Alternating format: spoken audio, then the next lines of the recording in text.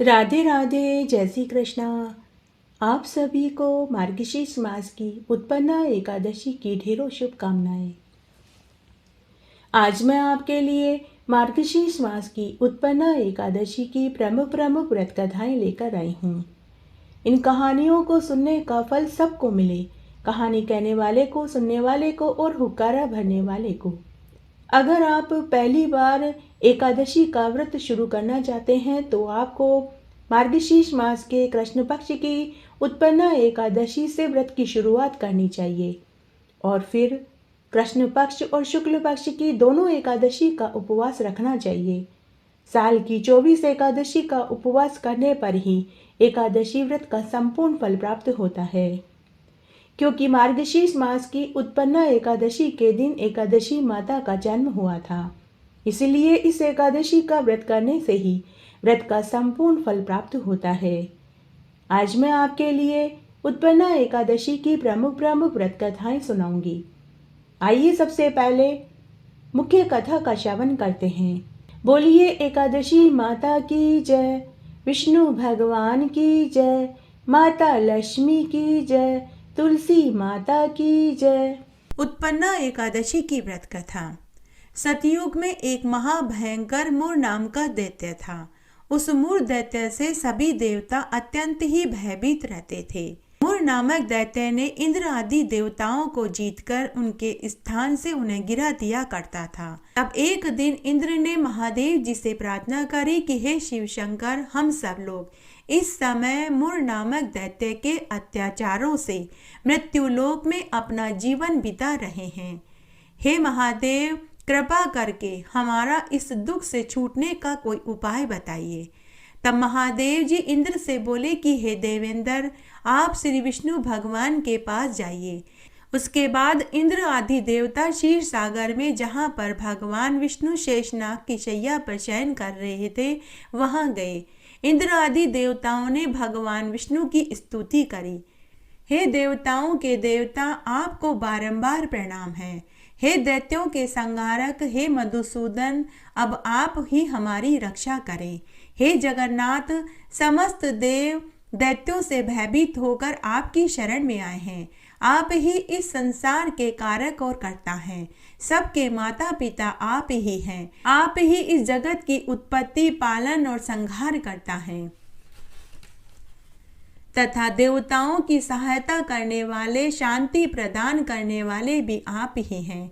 आकाश पाताल भी आप ही हैं। तीनों लोकों को उत्पन्न करने वाले ब्रह्मा, सूर्य, चंद्र, अग्नि, हव्य, स्मरण, मंत्र, यजमान, यज्ञ, कर्म, कर्ता, भोक्ता आदि आप ही हैं। हे देव, शरण में आए हुओं की आप रक्षा करने वाले हैं। इस समय दैत्यों ने हमें स्वर्ग से निकाल दिया है, अब आप ही हमारी रक्षा कीजिए। देवताओं की करुण वाणी सुनकर भगवान विष्णु बोले कि हे देवताओं, यह कौन सा दैत्य है जिसने देवताओं को जीत लिया? वह कहाँ रहता है? उसमें इतना बल कहाँ से आया? वह सब मुझसे कहो। भगवान विष्णु के वचनों को सुनकर इंद्र बोले कि हे ईश्वर, प्राचीन समय में नाड़ीजंग नाम का एक दैत्य था। उस दैत्य की ब्रह्म वंश से उत्पत्ति हुई थी। उसी दैत्य के लड़के का नाम मुर है। वह अपनी राजधानी चंद्रावती में रहता है। वह अपने बल से समस्त विश्व को जीतकर और सब देवताओं को देवलोक से निकालकर इंद्र, अग्नि, यम, वरुण, चंद्रमा, सूर्य बनकर पृथ्वी को तपाता है, मेघ बनकर जल की बरसात करता है। अतः आप ही उस दैत्य को मार सकते हैं और हमारी रक्षा कर सकते हैं। इंद्र के वचन सुनकर श्री विष्णु भगवान बोले कि हे देवताओं, मैं तुम्हारे शत्रुओं का शीघ्र ही संहार करूंगा। अब तुम सब चंद्रावती नगरी को जाओ। इस प्रकार भगवान विष्णु देवताओं से कहकर उनके पीछे पीछे चंद्रावती नगरी को चल दिए। उस समय मुर अनेक दैत्यों के साथ युद्ध भूमि में गरज रहा था। युद्ध होने पर असंख्य दानव अनेकों शस्त्र और अस्त्रों को धारण कर देवताओं से युद्ध करने लगे, परंतु देवता दानवों के आगे एक क्षण भी न ठहर सके। तब भगवान विष्णु युद्ध भूमि में पहुंचे। दानवों ने भगवान विष्णु को देखा तो वे उन पर अस्त्र शस्त्रों का प्रहार करने लगे। भगवान विष्णु भी चक्र और गदा से उनके शस्त्रों को नष्ट करने लगे। इस युद्ध में अनेकों दानव सदैव के लिए सो गए, परंतु दैत्यों का राजा मुर भगवान के साथ निश्चल भाव से युद्ध करता रहा। भगवान विष्णु मुर को मारने के लिए जिन जिन शस्त्रों का प्रयोग करते वे सब उनके तेज से नष्ट होकर उन पर पुष्पों के समान गिरने लगे। उसके बाद वे आपस में मल्ल युद्ध करने लगे, परंतु उस दैत्य को न जीत सके। अंत में भगवान विष्णु शांत होकर विश्राम करने की इच्छा से बद्री का आश्रम में चले गए। उस समय 48 कोस लंबी एक द्वार वाली हेमवती नाम की गुफा में शयन करने के लिए विष्णु भगवान चले गए।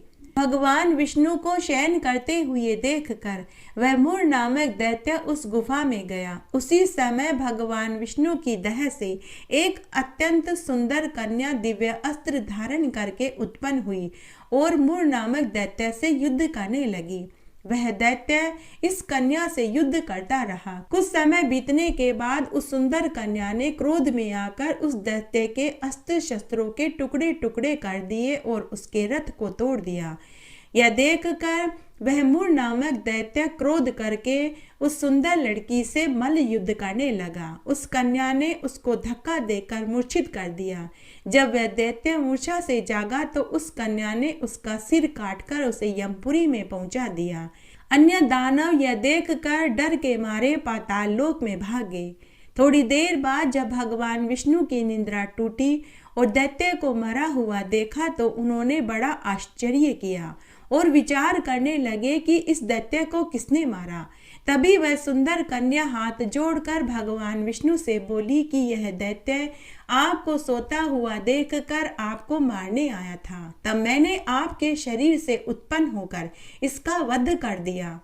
इस पर विष्णु भगवान उस सुंदर कन्या से बोले कि हे कन्या, तूने इसको मारा है, अतः मैं तेरे ऊपर अत्यंत ही प्रसन्न हुआ।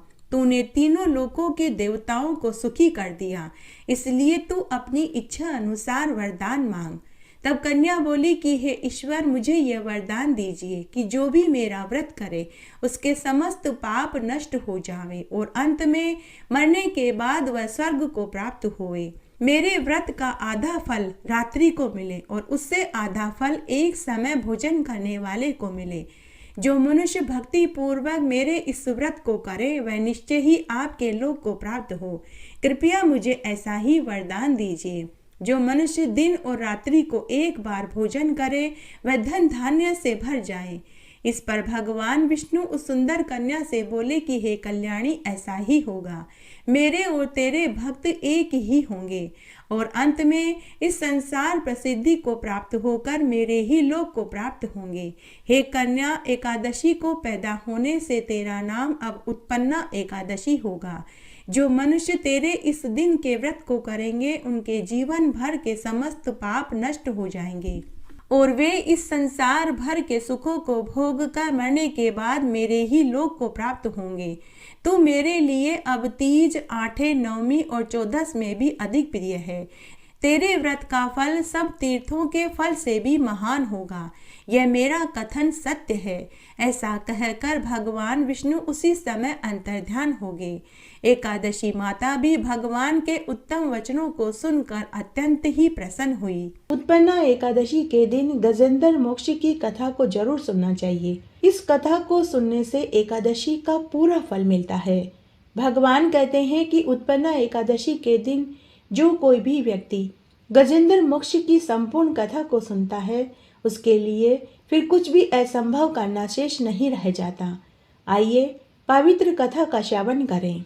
गजेंद्र मोक्ष की कथा का वर्णन श्रीमद् भागवत पुराण में मिलता है। क्षीर सागर में 10,000 योजन ऊंचा त्रिकुट नाम का पर्वत था।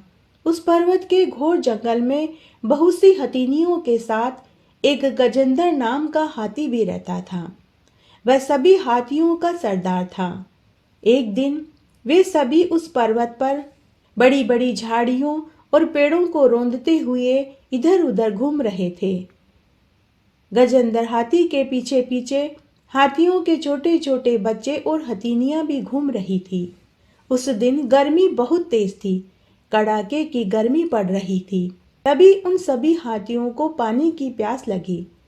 तब वे सभी हाथी एक सरोवर के किनारे पानी पीकर अपनी प्यास बुझाने लगे। प्यास बुझाने के बाद वे सभी साथियों के साथ जल स्नान करके जल क्रीड़ा करने लगे। उसी समय वहां एक बहुत बड़ा मगरमच्छ गजेंद्र के पैर को मुंह में दबोचकर पानी के अंदर खींचने लगा। गजेंद्र ने अपनी पूरी शक्ति लगाकर अपने आप को उस मगरमच्छ से छुड़ाने की बहुत कोशिश करी।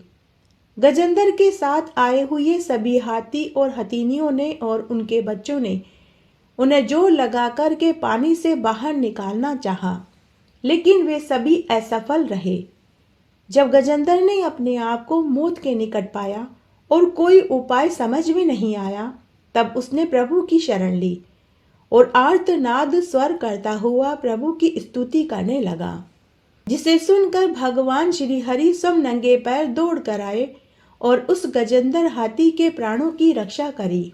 जब सुखदेव जी राजा परीक्षित को यह कथा सुना रहे थे, तब राजा परीक्षित ने सुखदेव जी से पूछा कि हे सुखदेव जी महाराज, यह गजेंद्र कौन था जिसकी पुकार सुनकर भगवान भोजन छोड़कर नंगे पांव उसे बचाने आए।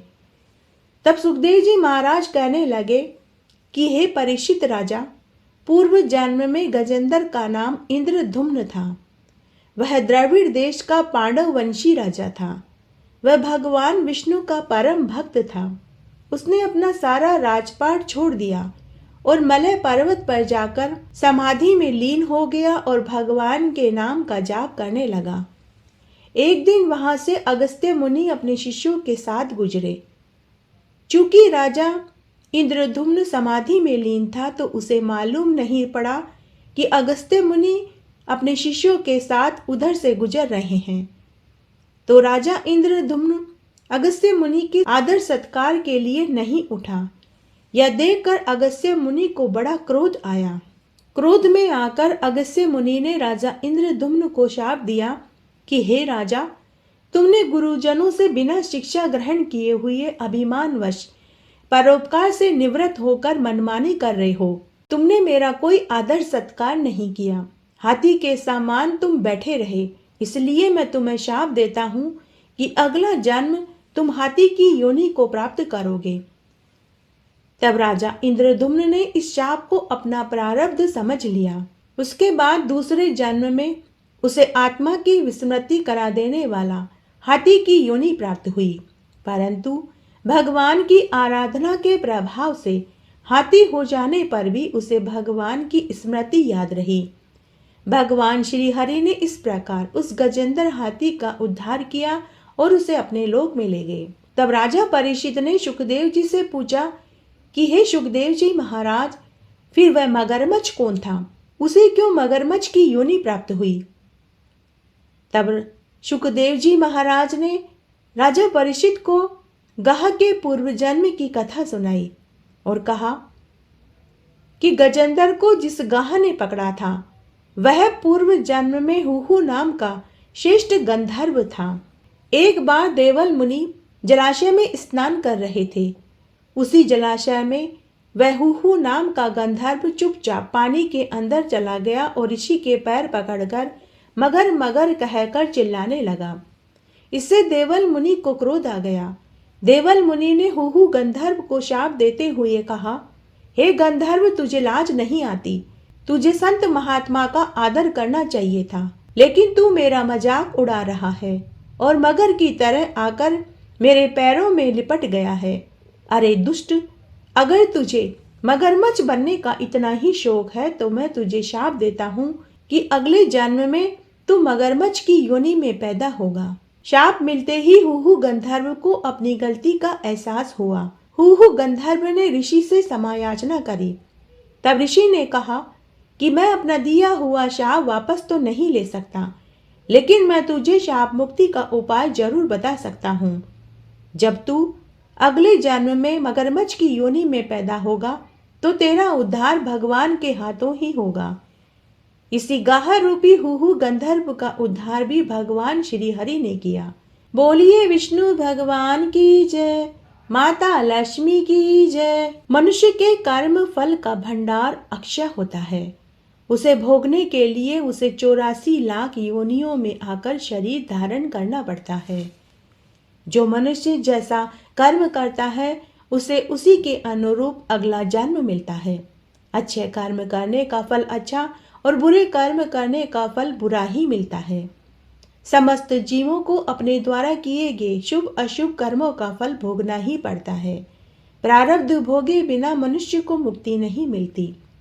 अगर अच्छे कर्मों की संख्या अधिक और बुरे कर्मों की संख्या कम है तो वह मनुष्य इसी जन्म में अपने बुरे कर्मों का फल भोग लेता है। लेकिन अगर बुरे कर्मों की संख्या अधिक और अच्छे कर्मों की संख्या कम है तो उसे अगले जन्म में भी अपने बुरे कर्मों का फल भोगना पड़ता है। आज जो इंद्र है वह अपने पहले के जन्म में कभी कीड़ा हो सकता है और पहले का कीड़ा अपने सत्कर्मों से इंद्र बन सकता है। कर्म की गति जानने में देवता भी समर्थ नहीं है, फिर मानव की क्या बिसात कही जाए। एक पौराणिक कथा के अनुसार राजा बलि पूर्व जन्म में एक जुआरी था। एक दिन उसे जुए में कहीं से कुछ रुपए मिले। उन रुपयों से उसने अपनी प्रियतमा वेश्या के लिए एक बहुत सुंदर माला, इत्र और चंदन खरीदा और कामातुर भाव से वह उससे मिलने उसके घर पहुंच रहा था।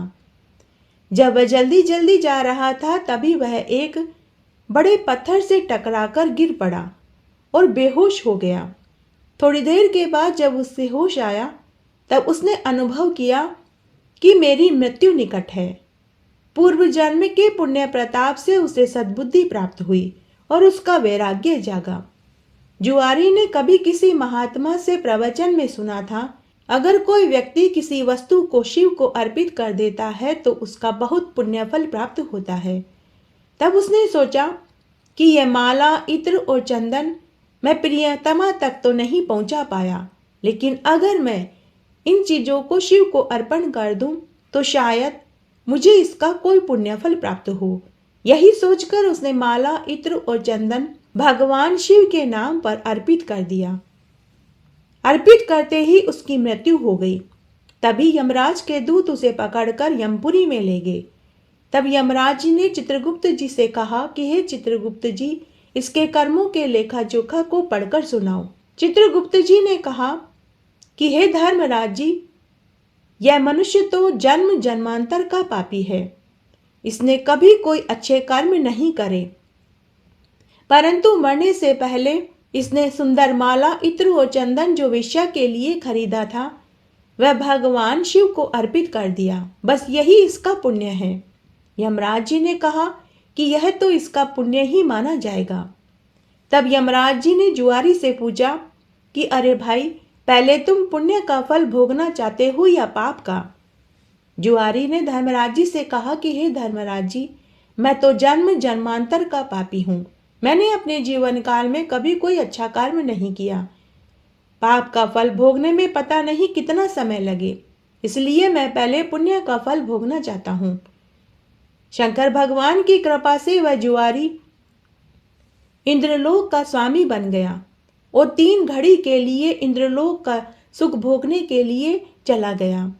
भगवान शिव की बिना भक्ति की आराधना से जमीन पर पड़ा हुआ माला, गंध और पुष्प एक महापातकी को कितना फल दिला सकता है। जो लोग श्रद्धा और भक्ति के साथ भगवान शिव की पूजा करते हैं, फिर उसके पुण्य के फल का वर्णन तो कोई कह भी नहीं सकता। उसी समय देव गुरु बृहस्पति जी वहां आए और जुआरी को ऐरावत हाथी की पीठ पर बैठाकर इंद्रलोक में सुख भोगने के लिए अपने साथ ले गए। जुआरी जब इंद्रासन पर बैठा तो अप्सराएं नृत्य करने लगी, गंधर्व गान करने लगे और अन्य गंधर्व उसकी सेवा में जुट गए। तभी वहां नारद मुनि आए और जुआरी के सुख को देखकर उसके ऊपर हंसने लगे। जुआरी ने नारद मुनि से पूछा कि हे देवऋषि नारद जी, आप मेरे ऊपर क्यों हंस रहे हैं? नारद मुनि ने कहा कि अरे जुआरी, तू जीवन पर्यंत जुआ खेलता रहा, कभी कोई तूने पुण्य का कार्य नहीं करा, न कभी तूने कोई व्रत उपवास और दान ही किया। लेकिन तूने मरने से पहले माला, इत्र और चंदन जो तूने अपनी वेश्या के लिए खरीदा था वह तूने शिव को अर्पित कर दिया। तो उसी के फल से इंद्रलोक का स्वामी बना हुआ है। इसीलिए मुझे तेरे ऊपर हंसी आ रही है। नारद मुनि की बात सुनकर जुआरी के ज्ञान चक्षु खुल गए। ज्ञान की चिंगारी जब पाप के ईंधन पर गिरती है तो पाप भस्म हो जाते हैं। तभी जुआरी सिंहासन से उतर गया और नारद मुनि के चरणों में गिरकर बोला कि हे देव ऋषि नारद जी, आपने मेरे अज्ञान को हटा दिया और मुझे ज्ञान प्राप्त कराया है। अब भगवान शंकर के अलावा कोई शरण नहीं है। हम सारे इंद्रासन पर ही तुलसी रख देते हैं। नास्ति शर्व समो देवो नास्ति शर्व समागति, नास्ति शर्व समो दाने नास्ति शर्व समो रणे। अर्थात शिव के समान देवता नहीं, शिव के समान गति नहीं, शिव के समान दाता नहीं, शिव के समान कोई योद्धा नहीं। ऐसा कहकर जुआरी ने स्वर्ग की निधियों को ऋषियों को दान करना शुरू कर दिया। उसने ऐरावत हाथी अगस्त्य मुनि को, उच्च श्रवा नाम का घोड़ा विश्वामित्र को, कामधेनु गाय महर्षि वशिष्ठ जी को, चिंतामणि रत्न गालव ऋषि को और कल्प वृक्ष कौंडिन्य मुनि को दे दिया। भगवान शंकर को प्रसन्न करने के लिए जुआरी ने कुछ ही देर में सारा इंद्रलोक दान कर दिया। इतने में ही 3 घड़ी बीत गई और फिर से यमदूत उसे पकड़कर यमलोक में ले गए। थोड़ी देर में इंद्रदेव वापस अपनी अमरावती पुरी में आए। तभी उन्होंने देखा कि अमरावती पुरी ऐश्वर्य से शून्य है। इंद्र स्वर्ग के सारे ऐश्वर्य, ऐरावत हाथी, कामधेनु गाय, पारिजात पुष्प आदि को न देखकर क्रोधित हो गए और पूछने लगे कि मेरी इंद्रलोक की पुरी के ऐश्वर्य सब कहाँ चले गए। तब देव गुरु बृहस्पति जी इंद्रदेव से बोले कि वह सब कुछ तो जुआरी ने दान में दे दिया। बड़ी भारी सत्ता मिलने पर भी जो प्रमाद में न पड़कर सत्कर्म में लगे रहते हैं वे ही धन्य हैं, वे ही भगवान शंकर के प्रिय भक्त हैं। इंद्र स्वर्ग की निधियों को लाने के लिए, अपने कार्यों को सिद्ध करने के लिए देव गुरु बृहस्पति जी को साथ लेकर यमराज के पास सैमनीपुरी में पहुंचे और जुआरी की शिकायत करने लगे। यमराज ने जुआरी से उसका पक्ष रखने को कहा। जुआरी ने इंद्रदेव से कहा कि हे इंद्रदेव जी, हमको जो करना था वो हमने कर दिया, अब आपको जो करना है वो आप कर लो। यमराज ने इंद्रदेव से कहा कि हे इंद्रदेव, आप इतने बरस तक इंद्रपुरी में रहे, तभी भी आपको राज्य से संबंधित आसक्ति दूर नहीं हुई। जुआरी का पुण्य आपके 100 यज्ञों पर भारी पड़ गया। जाइए अब आप उन ऋषि मुनियों के पास और उनके चरणों में पड़कर गिड़गिड़ाइए। उन्हें धन का लालच देकर अपनी सभी रत्न निधियों को लेकर आइए। उसके बाद इंद्रदेव वहां से चले गए। तब यमराज ने जुआरी से कहा कि हे जुआरी, दान का पुण्य तो मृत्युलोक में मिलता है, स्वर्ग में दान करने का पुण्य नहीं मिलता, इसलिए तुझे नरक की यातना भोगनी ही पड़ेगी। तब चित्रगुप्त जी ने यमराज जी से कहा कि हे धर्मराज जी, इसने भगवान शिव के नाम पर ऐसी उत्तम निधियां, इतनी बहुमूल्य वस्तुएं ऋषि मुनियों को दान में दे दी, तब इसे नरक की यातना क्यों भोगनी पड़ेगी। शिव के नाम पर स्वर्गलोक, मृत्युलोक या कहीं पर कुछ भी दान किया जाए उसका तो अक्षय फल मिलना ही चाहिए। इसके जितने भी पाप थे वे सब भगवान शिव के प्रसाद से भस्म होकर पुण्य में बदल गए हैं। अतः इसे नरक नहीं स्वर्ग का सुख मिलना चाहिए। तब यमराज जी चित्रगुप्त जी की बात सुनकर सोचने लगे और कहने लगे कि तुम सच कहते हो, अब यह जुआरी नरक नहीं जाएगा, अब तो यह इंद्र ही होगा, क्योंकि इस बार तो इसने विधिवत पूरा इंद्रलोक ही दान में दे दिया है। उसी पुण्य के प्रभाव से वही पुजारी अगले जन्म में महान भक्त प्रहलाद का पुत्र राजा बलि हुए। यहाँ पर भी वह पूर्व जन्म के शिव पूजन के पुण्य प्रताप से इतना त्यागी हुए कि गुरु शुक्राचार्य जी के मना करने पर भी अपना सर्वस्व वामन भगवान को दान में दे दिया। तब वामन भगवान ने राजा बलि से पूछा कि हे बलि, मैं तेरे इस दान से प्रसन्न हुआ, अब तू कोई एक वरदान मांग ले, मैं तुझे वरदान देना चाहता हूँ। तब राजा बलि ने वामन भगवान से कहा कि हे देव, अगर आप मुझे कुछ देना ही चाहते हैं तो यह दीजिए कि जिधर भी मेरी दृष्टि पड़े उधर मुझे आप ही आप नजर आए। राजा बलि की बैठक के 52 दरवाजे थे। भगवान हरि ने सोचा कि न जाने किस दरवाजे पर बलि की दृष्टि चली जाए। यही सोचकर 52 दरवाजों पर शंख चक्र गदा पद्म धारण किए हुए ब्रह्मांड के स्वामी पहरेदार के रूप में विराजमान हो गए। कोई भी याचक राजा बलि के द्वार पर कुछ भी मांगने आता तो उनके द्वार पर विराजमान भगवान विष्णु उन्हें स्वयं अपने हाथ से मुंह मांगी वस्तु दान में देने लगे। इसलिए प्रहलाद जी ने भगवान की स्तुति करते हुए कहा, इंद्र कुबेर आदि देवताओं के द्वारपाल तो आप कभी नहीं बने, परंतु आप हम असुरों के द्वारपाल बने हैं। इससे लगता है आप हम असुरों के पक्षपाती हैं। इस प्रसंग से गीता में भगवान का यह कथन सत्य सिद्ध हो गया था कि पत्र पुष्प फल जल जो कुछ भी भगवान के लिए अर्पित किया जाता है उसका अनंत गुना होकर फल मिलता है। तब देखिए, जब उस जुआरी ने सुंदरमाला इत्र और चंदन भगवान शिव को मरने से पहले अर्पित किया तो उसे स्वर्ग का सुख मिला। यदि एकादशी का व्रत पूरे भक्ति भाव से किया जाए तो उसका कितना सुंदर फल मिलेगा, इसका वर्णन तो कोई भी नहीं कर सकता। बोलिए विष्णु भगवान की जय, माता लक्ष्मी की जय। आइए अब हम तुलसी माता की कहानी सुनते हैं। तुलसी जी की कहानी। एक गांव में ननद भाभी रहती थी। ननद बड़ी ही धार्मिक विचारों की थी। वह कुंवारी थी। रोज सुबह नहा धोकर तुलसी जी को सींचती और दोनों समय दिया बाती करती। ननद को तुलसी माता से बहुत लगाव था। भाभी को ननद फूटी आंख नहीं सुहाती थी। भाभी जब ननद को तुलसी जी की पूजा पाठ करते हुए देखती तो वह उसे जली कटी सुनाती कि क्या रोज रोज तुलसी जी को सींचती है, दिया बाती करती है, क्या ससुराल में ये सब चीजें काम आएगी? घर का चूल्हा चौका क्यों नहीं करती? आगे तो तुझे यही काम करना होगा। कभी गुस्से में कहती कि जब तेरी शादी होगी तो बारात में तुलसी ही खाने को दूंगी और तुलसी ही तुझे दहेज में दे दूंगी।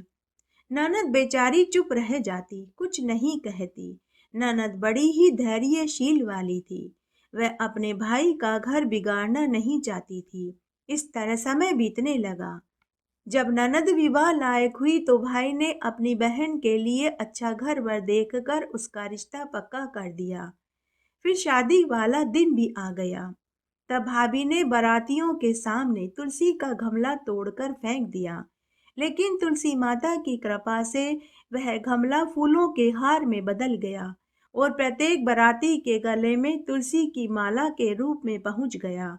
जब भाभी ने यह देखा तो वह और भी चिढ़ गई। जलन के मारे उसने बारातियों के खाने में तुलसी की पत्तियां तोड़कर डाल दी, लेकिन तुलसी माता की कृपा से बारातियों का खाना स्वादिष्ट व्यंजनों में बदल गया। भाभी से यह फिर बर्दाश्त नहीं हुआ। फिर भाभी ने अपनी ननद को गहनों की जगह तुलसी की मंजरी पहना दी, लेकिन फिर से तुलसी माता की कृपा से तुलसी की मंजरी सोने के आभूषणों में बदल गई। उसके बाद भाभी ने अपनी ननद को दहेज में देने के लिए फटी पुरानी साड़ियां रख दी और उसके ऊपर तुलसी का जनेऊ रख दिया। लेकिन तुलसी माता की कृपा से फटी पुरानी साड़ियां सुंदर जरी रेशमी बनारसी साड़ियों में बदल गई। जब ननद ससुराल में पहुंची तो सभी ससुराल वालों ने दहेज देखकर उसकी खूब बड़ाई करी। जब भाभी को इन सब बातों का पता चला तो उसे बड़ा आश्चर्य हुआ। अब उसे तुलसी की महत्ता समझ में आ चुकी थी। भाभी के खुद के भी एक लड़की थी। तब भाभी ने अपनी लड़की से कहा कि बेटी, तू भी तुलसी जी की पूजा पाठ किया कर। देख, तेरी बुआ तुलसी जी की पूजा पाठ करती थी तो उसे कितना अच्छा ससुराल और घरवर मिला। उसके तो खूब ठाट बाट हो गए हैं। अगर तू भी तेरी बुआ की तरह तुलसी जी की पूजा पाठ करेगी तो तुझे भी इसका फल जरूर मिलेगा।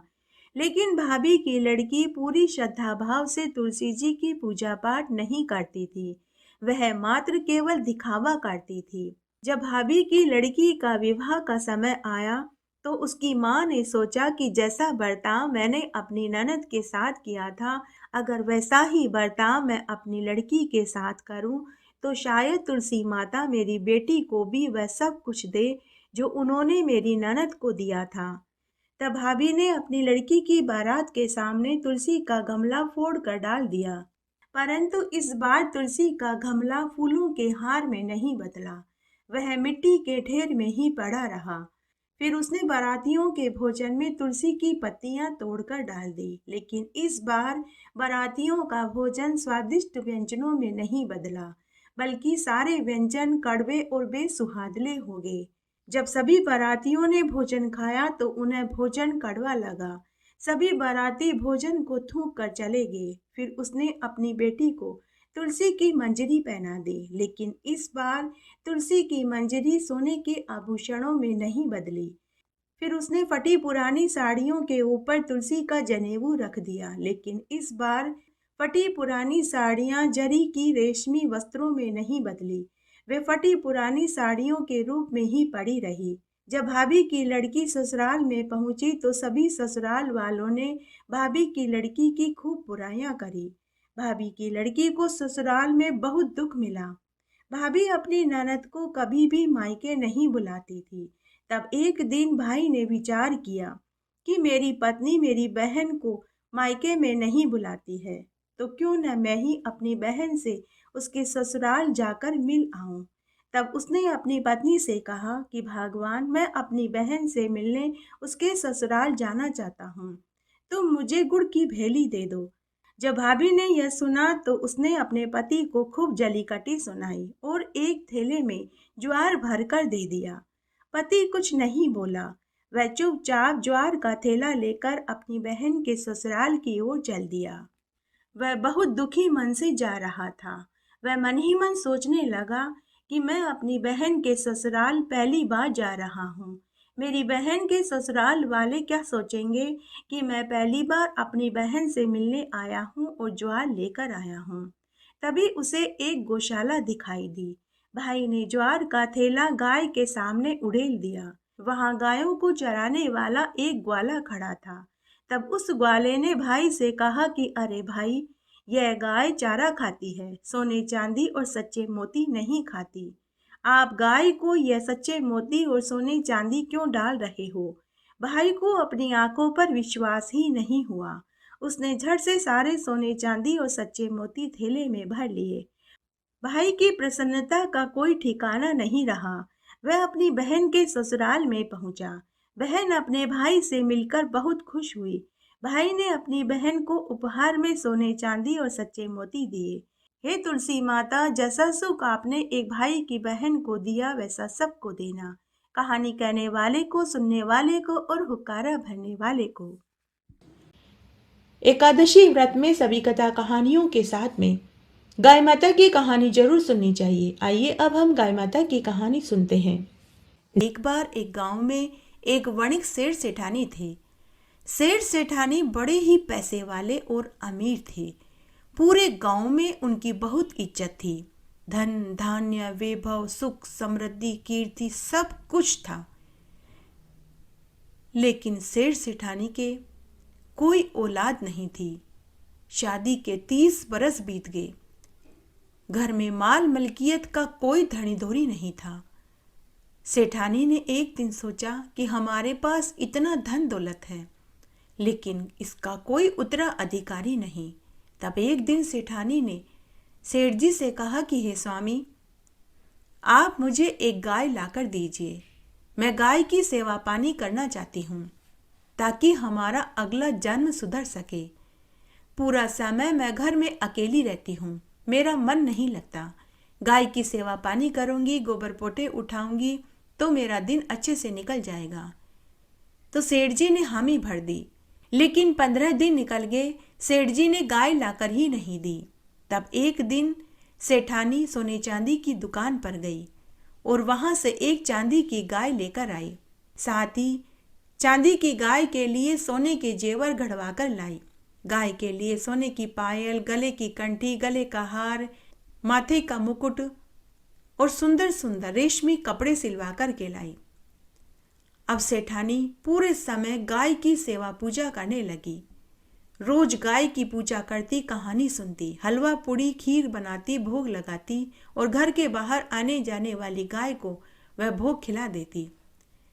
अब सेठानी का समय गाय की पूजा पाठ करने में बीतने लगा। इस तरह पूरा 1 साल हो गया। तब सेठानी सेठ जी से बोली कि हे स्वामी, मुझे गाय की पूजा करते हुए 1 साल हो गया है। मैं गाय का उद्यापन करना चाहती हूँ। आप कल गांव में से एक ब्राह्मण को भोजन की कहकर आना। सेठ जी ने हामी भर दी। तब सेठ जी गांव में एक पंडित को बुलाने गए और बोले कि हे पंडित जी महाराज, हे पंडित जी महाराज, मेरी पत्नी गाय का उद्यापन करना चाहती है। आप कल मेरे यहाँ भोजन करने के लिए आना। ब्राह्मण ने हामी भर दी। तब शाम को ब्राह्मणी अपने पति से बोली कि हे स्वामी, आप तो कल यजमान के यहाँ जीमने जाएंगे और हम भी प्रसादी खाने मंदिर में जाएंगे। तो ब्राह्मण बोला कि अरे भगवान, मैं कल सेठ जी के यहाँ भोजन करने नहीं जा रहा। तो ब्राह्मणी बोली कि क्यों, आप सेठ जी के यहाँ खाना खाने क्यों नहीं जाएंगे? तो पंडित बोला कि अरे भगवान, सेठानी गाय का उद्यापन कर रही है। कल मुझे वह भोजन खिलाकर गाय दान में देगी। भगवान, हम एक छोटी सी झोपड़ी में रहते हैं। मैं तुम सबके भोजन का इंतजाम बड़ी मुश्किल से कर पाता हूँ। गाय को हम क्या खिलाएंगे पिलाएंगे और गाय को कहाँ बांधेंगे? भगवान, गाय को कभी छाया में तो कभी धूप में बांधना पड़ता है। अगर मैं गाय की सेवा पानी अच्छे से नहीं कर पाऊंगा, गाय को अच्छे से खिला पिला नहीं पाऊंगा, तो मेरे ऊपर गाय की हत्या का पाप चढ़ जाएगा। भगवान, गाय में 33 कोटि देवी देवताओं का वास होता है, इसलिए मैं सेठानी के यहाँ भोजन करने नहीं जाऊंगा। दूसरे दिन सेठानी ने गाय के उद्यापन के लिए 2 तांबे के ड्रम खरीदे, 1 दलिये की बोरी खरीदी, पंडित जी को देने के लिए 5 कपड़े खरीदे और गाय को देने के लिए गुड़ की बोरी खरीदी। सुबह जल्दी उठकर स्नान आदि करने के बाद पंडित जी को खिलाने के लिए तरह तरह के व्यंजन बनाए। सुबह से दोपहर हो गई लेकिन पंडित जी भोजन करने नहीं आए। सेठानी ने सेठ जी से कहा कि हे स्वामी, आपने पंडित जी को भोजन की बोली थी या नहीं? दोपहर हो गई, अभी तक पंडित जी भोजन करने नहीं आए। सेठ जी ने कहा, भगवान, मैंने बहुत अच्छे से बोला था। सेठानी बोली कि मैं खुद जाकर बुलाकर लाती हूँ। सेठ जी बोले कि अरे भगवान, तू कहाँ जाएगी? मैं दुकान के नौकर को भेजकर बुला लेता हूँ। तब सेठ जी ने दुकान के नौकर को पंडित जी को बुलाने के लिए भेजा। दुकान का नौकर पंडित जी के घर गया और बोला कि अरे पंडित जी महाराज, क्यों आप अपना नुकसान करवा रहे हैं? मेरे सेठ सेठानी ने आपको भोजन के लिए बुलाया था और आप भोजन करने नहीं आए। मेरे सेठ सेठानी आपको चांदी की गाय, गेहूं का दलिया, गुड़ की बोरी और 2 बड़े बड़े तांबे के ड्रम देंगे, साथ में नकद नारायण और आपके कपड़े और दक्षिणा भी देंगे। यह सुनकर पंडित जी खुश हो गया। मनी मन सोचने लगा कि चलो चांदी की गाय मिलेगी, अन्न धन मिलेगा, तो कोई दिक्कत ही नहीं है। पंडित जी उसी समय नौकर के साथ सेठ सेठानी के घर भोजन करने के लिए आ गया। सेठानी ने पंडित जी का खूब आदर सत्कार किया, तरह तरह के व्यंजन खिलाए, विदा में चांदी की गाय दी, गाय के सोने चांदी के गहने, कपड़े, दलिये और गुड़ की बोरी, पानी के लिए 2 तांबे के ड्रम, पंडित जी के कपड़े और दक्षिणा के रुपए दिए। साथ ही खूब सारा भोजन भी दिया। पंडित जी यह देखकर बहुत खुश हुआ। पंडित जी ने सेठ सेठानी को ढेरों आशीर्वाद दिए। समय बीतने लगा। इसे संयोग कहें या दुर्भाग्य कहें कि एक दिन सेठ सेठानी की एक साथ ही मृत्यु हो गई। जब उनकी आत्मा यम मार्ग में जा रही थी तो बीच में वैतरणी नदी आई। तभी उनके सामने वही चांदी की गाय आकर खड़ी हो गई। सेठानी सेठ जी से बोली कि हे स्वामी, आप इस गाय की पूंछ पकड़ लीजिए, हम वैतरणी नदी पार कर लेंगे। दोनों सेठ सेठानी ने चांदी की बनी गाय की पूंछ पकड़ ली और बड़े ही आराम से वैतरणी नदी पार कर ली। तब सेठ जी ने सेठानी से कहा कि अरे भगवान, तेरा मृत्युलोक में किया गया चांदी की गाय का उद्यापन आज काम आ रहा है। तेरी वजह से आज हमने वैतरणी नदी पार कर ली। तू धन्य है। मेरे पास इतना धन था, फिर भी मैंने अपने हाथ से एक ठेला किसी को दान में नहीं दिया। एकादशी का संपूर्ण फल पाने के लिए लपसी और तपसी की कथा जरूर सुननी चाहिए। आइए अब हम लपसी और तपसी की कथा का श्रवण करते हैं। एक लपसी और एक तपसी था। तपसी तो तपस्या करता था और लपसी रोज सवा सेर की लापसी बनाकर भगवान को भोग लगाता, भूखों को भोजन खिलाता और बचा कुचा भोजन वह खुद जीम लेता था। एक दिन दोनों में लड़ाई होने लगी। लपसी बोला मैं बड़ा हूँ, तपसी कहने लगा मैं बड़ा हूँ। तभी उधर से नारद मुनि गुजरे। नारद मुनि ने उन दोनों से लड़ाई का कारण पूछा तो उन दोनों ने नारद मुनि से कहा कि हे देवऋषि, आप बताइए हम दोनों में से कौन बड़ा है। नारद मुनि ने उनसे कहा कि मैं तुम्हारी लड़ाई का फैसला कल करूंगा। दूसरे दिन नारद मुनि ने तपसी और लपसी दोनों के सामने 1.25 करोड़ की अंगूठी गिरा दी। तपसी तपस्या करने के लिए बैठ ही रहा था कि उसे 1.25 करोड़ की अंगूठी दिखाई दी तो उसके मन में लालच आ गया। उसने अंगूठी उठाकर अपने घुटनों के नीचे छिपा दी और तपस्या करने लगा। उधर लपसी ने 1.25 करोड़ की अंगूठी की तरफ देखा भी नहीं। उसने 1.25 सेर की लापसी बनाई, भगवान को भोग लगाया, भूखों को भोजन खिलाया और बचा कुचा भोजन उसने खुद खा लिया। तभी नारद मुनि वहां आ गए। लपसी और तपसी दोनों ने नारद मुनि से पूछा कि हे देवऋषि, अब बताइए हम दोनों में से कौन बड़ा है। नारद मुनि ने तपसी से कहा कि हे तपसी, तूने 1.25 करोड़ की अंगूठी चुराई, इसलिए तेरी तपस्या भंग हो गई, इसलिए लपसी बड़ा है। वैसे भी अन्न दान का महत्व सबसे ज्यादा होता है। यह सुनकर तपसी रोने गिड़गिड़ाने लगा और अपनी गलती की माफी नारद मुनि से मांगने लगा और पूछने लगा, हे देवऋषि, अब आप बताइए मुझे मेरी तपस्या का फल कैसे मिलेगा। नारद मुनि ने कहा कि जब महिलाएं कार्तिक, वैशाख, माघ मास, पुरुषोत्तम मास का स्नान करके सभी कथा कहानियों के साथ में लपसी और तपसी की कहानी नहीं सुनेंगी तो फल तुझे मिलेगा। साड़ी देकर के ब्लाउज नहीं दिया तो फल तुझे मिलेगा। धोती देकर गमछा नहीं दिया तो फल तुझे मिलेगा। सीधा देकर ब्राह्मण को दक्षिणा नहीं दी तो फल तुझे मिलेगा। सीधे हाथ की तरफ अगर स्त्रियां नाड़ा बांधेंगी तो फल तुझे मिलेगा। मकान बनवाकर थली नहीं बनाई तो फल तुझे मिलेगा। रोटी बनाकर के बाटा नहीं बनाया तो फल तुझे मिलेगा। दिए से दिया जलाया तो फल तुझे मिलेगा। बहन बेटियों को भोजन खिलाकर के दक्षिणा नहीं दी तो फल तुझे मिलेगा। ऐसा कहकर नारद मुनि वहां से चले गए।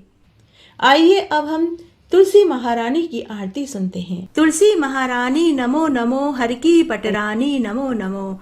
कौन से महीने में बोई रानी तुलसा तो कौन से महीने में हुई हरियाली। आषाढ़ के महीने में बोई रानी तुलसा तो सावन के मास में हुई हरियाली। कौन से महीने में हुई तेरी पूजा तो कौन से महीने में हुई पटरानी। कार्तिक के महीने में हुई तेरी पूजा तो मंगसर मास में हुई पटरानी। धूप दीप नैवेद्य आरती तो पुष्पन की बरसा बरसानी। 56 भोग 3600 व्यंजन मैया बिन तुलसा एक न मानी। जो कोई तुलसा को सवेरे गाए श्री कृष्ण भगवान के दर्शन पाए। जो कोई तुलसा को दोपहरा गाए खीर खांड का भोग पाए। जो कोई तुलसा को सांझ को गाए श्री कृष्ण जी की आरती उतारे। जो कोई तुलसा को आधी रात को गाए श्री कृष्ण जी के चरण दबाए। तुलसी महारानी नमो नमो, हर की पटरानी नमो नमो। आइए अब हम एकादशी माता की आरती सुनते हैं। ओम जय एकादशी माता, मैया एकादशी माता। विष्णु पूजा व्रत को धारण कर शक्ति मुक्ति पाता। ओम जय एकादशी माता, तेरे नाम गिनाऊं देवी। भक्ति प्रदान करनी मैया, भक्ति प्रदान करनी। गण गौरव की देनी माता, शास्त्रों में वरनी। ओम जय एकादशी माता, मार्गशीर्ष के कृष्ण पक्ष की उत्पन्ना। विश्व तारणी जननी मैया, विश्व तारणी जननी। शुक्ल पक्ष में हुई मोक्षदा, मुक्तिदाता बन आई। ओम जय एकादशी माता, पोष के कृष्ण पक्ष की सफला नामक है मैया, सफला नामक है। शुक्ल पक्ष में हो यह पुत्रता, आनंद अधिक रहे। ओम जय एकादशी माता। नाम षट तिला माघ मास में कृष्ण पक्ष आवे मैया, कृष्ण पक्ष आवे। शुक्ल पक्ष में जया कहावे, विजय सदा पावे। ओम जय एकादशी माता। विजय फाल्गुन कृष्ण पक्ष में शुक्ला आमल की मैया, शुक्ला आमल की। पाप मोचनी कृष्ण पक्ष में चैत्र महाबली की। ओम जय एकादशी माता।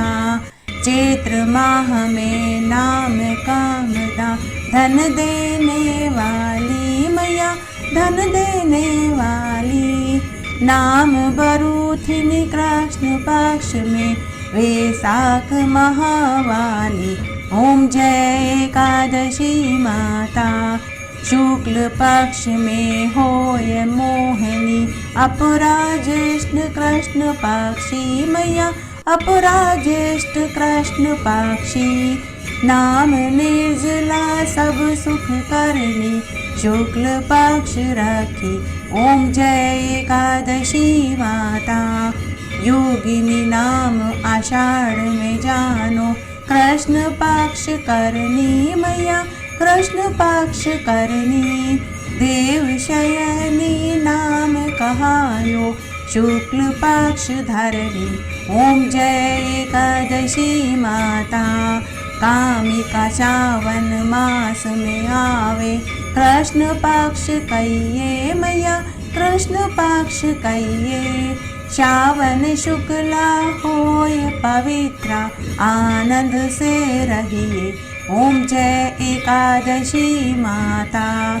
अजा भाद्रपद कृष्ण पक्ष की परिवर्तनी शुक्ला मैया, परिवर्तनी शुक्ला। इंद्रा आश्विन कृष्ण पक्ष में व्रत से भव सागर निकला। ओम जय एकादशी माता। पापा कुशा है शुक्ल पक्ष में, आप हरन हारी मैया, आप हरन हारी। रमा मास कार्तिक में आवे, सुखदायक भारी। ओम जय एकादशी माता। देव उत्थानी शुक्ल पक्ष की, दुख नाशक मैया, मैया दुख नाशक मैया। पावन मास में करो विनती, पार करो नैया। ओम जय एकादशी माता। परमा कृष्ण पक्ष में होती, जन मंगल करनी मैया, जन मंगल करनी। शुक्ल मास में होय पद्मनी, दुख दारिद्र हरनी। ओम जय एकादशी माता। जो कोई आरती एकादशी की, भक्ति सहित गावे मैया, भक्ति सहित गावे। जन गुरु दीता स्वर्ग का वासा, निश्चय वह पावे। ओम जय एकादशी माता।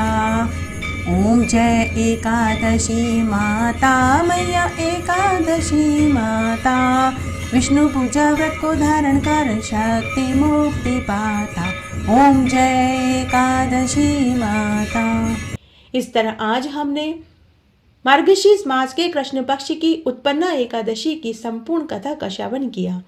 आशा करती हूँ आपको इन कथाओं को सुनने का संपूर्ण फल प्राप्त होगा। मेरे साथ बने रहने के लिए आपका धन्यवाद। आगे आने वाली कथा कहानी के लिए भी आप इसी तरह मेरे साथ बने रहें। धन्यवाद।